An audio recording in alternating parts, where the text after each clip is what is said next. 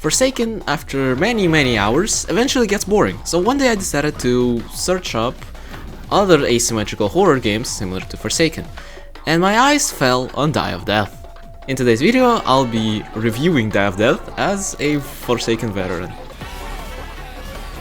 I'll split this video in 3 parts. The parts of Die of Death that I like, the ones I don't, and the conclusion. Let's start off with the upsides first. Survivor abilities. Now, me personally, I think the abilities in this game are weak, but I'm putting to the other thing. The start of the game with 3 decks that you're choosing from. I think this idea is very good because it now forces you to pick support abilities instead of Forsaken, where you're deliberately choosing a support character instead of a sentinel, which is why you see a lot more support abilities in Die of Death rather than supports in Forsaken, because obviously everybody wants to just hit the killer instead of being a small support who is helpless with other team. Another thing is, surprisingly, the community. I found this game's community to be way more skillful than Forsaken's. It's probably because of the popularity, but I think it's mostly because the game is considerably more difficult than Forsaken, as more abilities are more punishable and you should use them more sparingly and all that kind of stuff. In Forsaken you could find a lot of bad players, from just new overalls, which I don't blame them, or people with milestone 4 skins who still run with their back. Returning to my previous point, the start of the game is always interesting because you don't know what abilities are you gonna get, and then you must decide on what deck is best against what killer on what maps, and it's overall a lot dependent on game sense, which I love. In Forsaken there are just no indications of what the next map gonna be. You can only see what killer is going to be next, but it can really be switched up if the player who is going to be the killer switches their killer at the last second, so counter-picking in this game is not possible, unlike in Die of Death. Secondly, which is a big thing compared to Forsaken, is the malice system. In Forsaken, you get malice from saving the team and doing generators. Generators are a whole other thing, which is gonna be my next point, but in Die of Death, you can only get malice by actually helping your team. It's so much more healthier compared to Forsaken, where in Forsaken you can just abandon your team and do generators so you can be the killer faster. This way of gameplay actually incentivizes you to work as a team. The third thing that I love is the skins, surprisingly, because unlike in Forsaken, every single killer skin in this game actually has a separate theme. It actually has a lot of effort put into it. Every OST in this game feels like it's Die of Death, which is very surprising in my opinion, because basically every single OST in Forsaken is very different from each other, and Die of Death really sets a theme to the OST. It also makes a lot of the variety, so you don't hear the same music over and over. The same can be said for One Bounce, one of my favorite OSTs, like overall, Careless, Double Trouble Last Man Standing, or surprisingly the second stage of Teapot Paradise. Adding on to skins, one thing I would really love in Forsaken that Die of Death has is skin variations. Skin variations is what the name implies, is a different variation of the skin. As an example, we can take Artful's this skin. It would be really good in Forsaken if, for example, you could choose the color of skin that you pick, because most of the time you buy a certain skin with a certain color in mind, but the game doesn't tell you that the color is actually a random game to the game, so it kind of ruins some skins for me. Another thing that I like is also the killers. They are surprisingly pretty balanced among each other, which is very nice compared to, again, Forsaken. And one last thing in the upside section, I'm sorry, is the special rounds. They really mix up the gameplay a lot and make you think differently round to round. Although yes, it got me opening the shop every time a special round starts, because in Die Nation you should really pick Killjoy or something like that. But overall the special rounds are a really fresh experience and I love them. However, this game also has some downsides, which, not gonna lie, aren't really that bad, but sometimes they just get way too annoying. For one, every single killer in this game, except Killjoy, has the most broken M1 I've ever seen.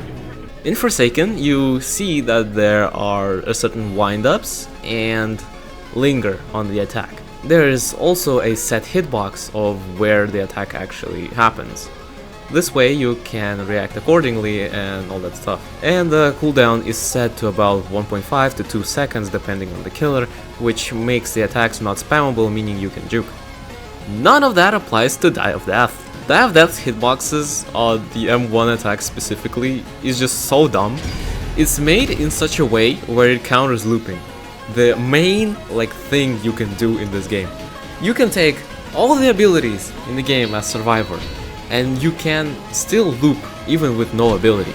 In Forsaken, looping is done very well, simply because the maps are bigger than the survivors, and you have limited sightlines of where you can see. Thus looping is actually possible in this game, and distance management and stamina management and all that stuff is fun. In Die of Death, however, killers can hit you through walls. That is so dang annoying. This game has basically next to zero good looping spots because of this. There are only one good looping spot at max in this game, bro. Other ones lead you to either dead ends or setup spots where you are forced to go in a way, but the killer has a really free way of cutting you off. Meaning these maps are designed in such a way where the killer gets an advantage. Even if you can find a good looping spot, half of the killers in this game have abilities that have map control. And while you might be wondering, okay, well, I can't loop, so what if I just try juking? Well, that really isn't a good idea, since they have so much range they can just keep you about at a medium distance and consistently land hits, which also doesn't help that when you get hit, the speed boost after you've been hit is minimal. You barely get any speed boost after getting hit, which means you can just do combos on survivors. Which brings me to my next point. Survivor abilities. They suck! Most of the time, it's not worth it to actually go for a stun or something like that. The melee stuns in this game, being taunt and punch, do not have any melee resistances, which means you either have to use it early, which the killer can just dodge, and now you're stunned for a whole 2 seconds for missing one stun, and given that the killer's cooldown for one attack is 0.7 seconds, they land at least 2 slashes on you, and they have an advantage in chase, meaning you're already dead. Or otherwise, you just end up trading hits, and even though you landed your thing, you are still not exactly safe. If you take some of the stuns in this game, dude, they do not leave you advantageous even if you landed. My main, let's take Revolver for an example. It's a really good stun, except for the fact that if you use it anywhere closer than the M1 range, you're still cooked. Because if you stun them, you basically have the exact same end lag, but you have no stamina advantage, meaning they can just catch up to you. So what even is the point of you using this ability in chase? There's just literally no point. It's already made it so you can't use it mid-chase consistently because it requires a reload, but the 2-second stun is a lie. Yes, I'm jumping from topic to topic, but it's just such a darn thing that I hate. The stuns in this game are so weak. The game tells me we have 3 seconds, 3 seconds stun for punch and 2 seconds stun for revolver. That is a complete lie, bro. I'm telling you, revolver only stuns for 1 second, bro. 1.5 seconds at max, and punch stuns for 2. I don't understand. Why do you at least... Okay, editing Twatter here, it seems that I was actually wrong in this section. So, Revolver does actually stun for 2 seconds, and Punch actually does stun for 3 seconds. I guess I thought it was worse, because in Forsaken there is also a 0.6 second animation of the killer recovering, and plus the end lag on moves is significantly less, but my point stands, bro. After a move, you have a lot of end lag. If you land a revolver, there's a 1 to 1.5 seconds end lag for you, even if you land it, so you can get a lot of distance on the killer. And after a punch, yes, there's still a 1 to 1.5 second end lag even if you land it. So half of the stun time on both of these abilities kind of go to nothing. It does help to the survivor you're saving, but if the survivor you're saving is yourself, then it sucks. Plus, again, the lack of any melee resistances also comes into play, so, you know. Some abilities are also significantly worse than others. Cloak, as an example, is quite dumb if you are using it in a 1v1 scenario, since it puts you at a disadvantage, and if you get hit during it, it's basically guaranteed death, as you had exhaust the entire time and the killer actually has full stamina, so you cannot exactly dodge it. While playing killer also, the hitbox gets janky as hell because it keeps going forwards after you start slashing. So when people try to juke me, they oftentimes just push themselves into a gap between me and the hitbox, which should not happen because most of the abilities in the game are melee. Like, you can see the killer actually punching. So it doesn't make sense why the hitbox appears farther for me instead of closer. Yeah, I agree, the game is built around teamwork, but if you have no teamwork, you're cooked. Most of the abilities in the game either require insane setup time, great mind game control, or are just way too risky to use. My favorite ability used to be Taunt. I really like taunting because it distracted the killer quite a bit and it slowed them down. Now it does neither. You just get invincibility for 2 seconds, which does not help in chase at all, as they can just delay their hit for a bit, and you get no other advantage otherwise. So it's basically completely useless. It's very bad, and I hope they buff Taunt, because currently it sucks. Oh, and remember I said where special rounds is a good thing? Yeah, no, there are also some bad parts. For one, Evil Scary, bro. Sometimes Evil Scary is your buddy and he devours the killer. Other times they just corner you and you are otherwise left for dead. Some killers are just not made for specific game modes. As an example, Badware's computers in Dynation actually boost other killers too. And since Badware is always slower than all the other killers, you are always at a disadvantage no matter what you pick. And Badware's increased health does not come into play here, bro. So we have Badware, who's completely terrible at Dynation, but we also have Harken, who can deal insane damage in Rage mode, because obviously he'll always be in Rage mode because everybody's attacking and using abilities. But Badware has none of that. And if we take just another special round like Gunslinger, you'll see that Harken dies quickly there because he has no additional benefits. Other killers get something at least, while Harken gets basically nothing. Harken just has 400 HP and that's pretty much it. I have only seen Harken win once on Gunslinger, and it was an extremely skilled person. Otherwise, he always consistently dies because his healing is not enough, while other killers have at least something. This guy gets absolutely nothing. Adding on to the survivor's abilities being weak, we can also add the timer. I do not know why is the timer still set to the same values as in Forsaken. In Forsaken, the characters are always stronger than in Die of Death, and killers are mostly up in there too, but survivors are weaker. So why are we still getting 35 seconds per kill and a minute 15 seconds on Last Man Standing? I just don't understand it. Last Man Standings are always close unless the killer makes severe mistakes or has no setups, while the survivor gets nothing.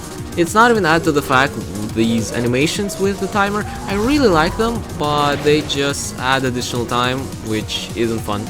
It's mostly noticeable in one bounce, because one bounce is already nearly impossible to win as a survivor, but adding like additional 15 seconds to surviving is just way too dang much. Speaking of one bounce, bro, one bounce is like the most unbalanced thing ever. Like, you might be thinking that, ooh, that's just a skill issue, you can win on the survivor, bro. But there are just so many ways you can just deny every single attempt of the survivor trying to win. As an example, I'll give you like the most cheapest thing you can do with your friends to guarantee victory on one bounce. All you gotta do is just take 1 or 2 friends at max, or maybe just talk with someone in the chat to take Pursuer. And all you gotta do is just howl at the exact same time. I remember I was the survivor in one bounce once, and 2 pursuers just howled at the exact same time. Howl reduces your max speed by half, so when they howled at the exact same time, I moved 75% slower. Bro, it was so miserable because I had no abilities that could have possibly helped me, and I don't think that any ability in the game can help you in this situation. Because your speed just gets reduced so much that your run speed turns into your walk speed. You are not juking anything in this thing. So basically just the strat comes down to you having 2 pursuers, maybe like Artful and Badware placing computers so everybody's speedy. And then Pursuer howl at the same time, and the other killers just jump the survivor. I have seen so many quick deaths on one bounce because of this, and it's not even mentioning the pursuers. Like, sometimes you don't even need the pursuers to make this an easy win. And the abilities aren't really buffed for the survivor, and besides, you aren't really given that much to survive. Yes, you're given 300 HP and 250 stamina, but you aren't given any stamina multipliers. So yeah, you just die. Adding on to special rounds, why do they not take away the freaking malice, bro? Like, I understand rounds like Die Nation or One Bounce where they're completely special and have barely any correlation to normal gameplay. I understand why they don't take any malice. But why do some special rounds like Gunslinger, Double Trouble, Evil Scary, why do they take only half of your malice? I am so tired of the killers just like being good in, let's say, Double Trouble, and then they just get half of their malice back and they're killer again.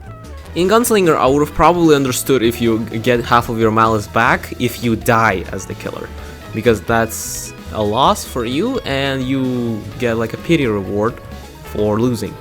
But why do you keep it even if you win? It's a mystery to me, honestly. In conclusion, this game plays a lot more differently compared to Forsaken.